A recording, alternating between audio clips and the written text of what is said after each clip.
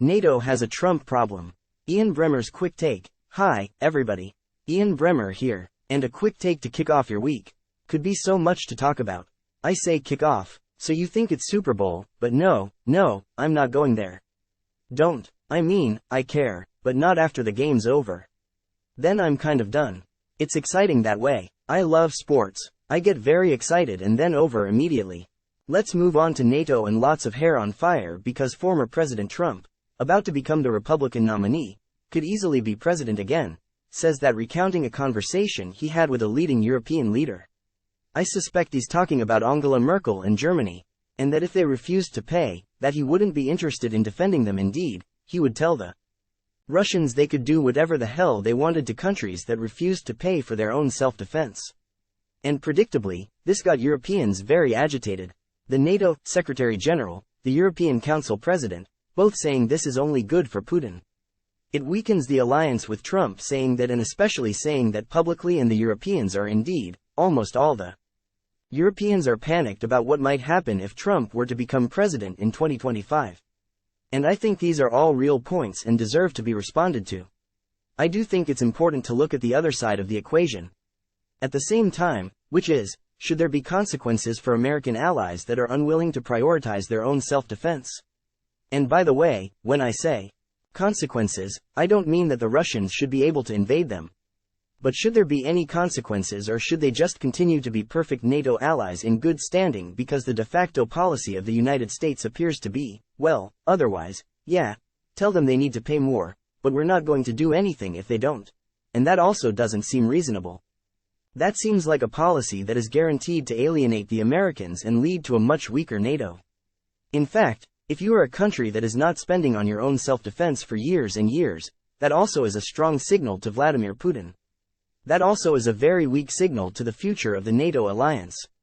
But unfortunately, that message is never sent by the President of the European Council or by the leaders of the countries that don't care about spending on their own defense. I mean, the Canadians, for example, spend less than 1.3% of GDP on defense. That's roughly exactly what they were spending in the 90s. Why? Because they don't think they need to, they don't think it really matters. The Germans, the Italians, the Spaniards, I mean, most of the large economies other than the United States significantly underspend on defense. They don't have adequate troop readiness. They don't have adequate military capabilities, never mind to provide support for Ukraine or other countries that might need it that aren't NATO members, but even to adequately defend themselves. And that's a serious problem. It's been going on for decades, in part because of a belief that there was a peace dividend, that there weren't going to be wars anymore in Europe, so they didn't really care about NATO and let the Americans spend if they want to, but we don't have to. And that's unacceptable as well, especially when the Russians invade Ukraine. Now, after the Russian invasion of Ukraine, a lot of countries took it more seriously.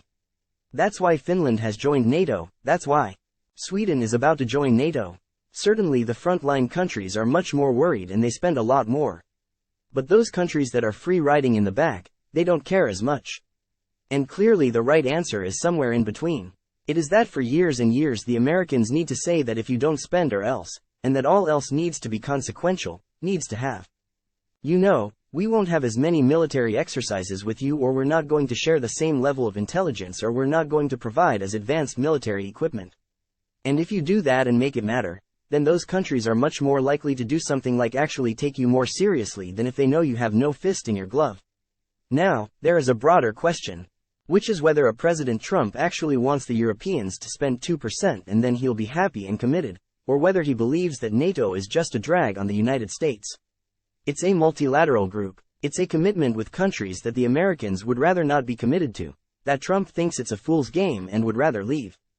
There are those that have worked with Trump that feel that way. Former National Security Advisor John Bolton certainly thinks that, has articulated that that is Trump's actual private view. Hard to know. We'll say that Trump feels much more comfortable with allies like the Saudis, for example. And you'll remember that he traveled there before we traveled to European countries or to Canada, in part because the Saudis not just short-term transactionally, but longer-term are committed to U.S. defense. But also recognize that they need to spend and that there is a very ongoing mutual back-scratching between the two countries. And the fact that the Saudis don't share American values is of very little interest to Trump, in part because the United States frequently doesn't live up to those values. And certainly Trump doesn't care very much about them. And that the Europeans, in being committed to multilateralism and rule of law, which Trump isn't as interested in, but also more willing to use that to help, sort of strengthen an alliance system that has values as a component of it, is something that Trump thinks the Americans get taken advantage of with. Now, again, where you land on that spectrum, I think differs radically on, how old you are, your historic worldview of the Cold War, for example, where your country is geographically. What your immediate threat environment is like, also how you feel about the United States. I mean, as an American, do you think the US has been good for you, or do you feel like you've been screwed by the United States? I mean, if you've got kids that went to war in Afghanistan or even the Second War in Iraq and didn't come back, came back with PTSD, and the Veterans Administration didn't take adequate care of you, and you don't think the war was fought justly or for principles that you believe in, you probably feel very differently about what the US should and shouldn't be doing in terms of other military alliances than you do, say, my dad, who fought in Korea, or others that were World War II veterans, certainly, or those in the United States that didn't fight for anything, but nonetheless feel like the American system did pretty well for them. And it's that latter problem. It's the fact that so many Americans today don't feel like their political system is legitimate, don't feel like the American dream applies to them, don't feel the class mobility, don't trust their leaders or their institutions across the board. That, I think, is creating so much space for populists in the United States to say, why are we doing for other countries? Trump's other statement that we saw over the last few days, we shouldn't give any foreign aid. It should all be loans. And if you don't behave in ways that we like going forward, that we should take those loans away and we should make you pay it back. And he didn't say that only applies to the Europeans. From his perspective, that would apply to Israel, that would apply to the Japanese, that would apply to Mexico, Canada. He doesn't care. It's America first. And more Americans will feel that way if they think that their country doesn't take care of them or their kids. I don't feel that way. I'd like to live in a United States. It's the richest country in the world, and we have much more ability to do more for others. And long term, I think that plays to our advantage. But I absolutely understand why many Americans no longer feel that way. And I think it's a shame. And I think we need to take responsibility to do something about that if we want a different outcome. So that's it for me for today. I hope everyone's doing well, and I'll talk to you all real soon.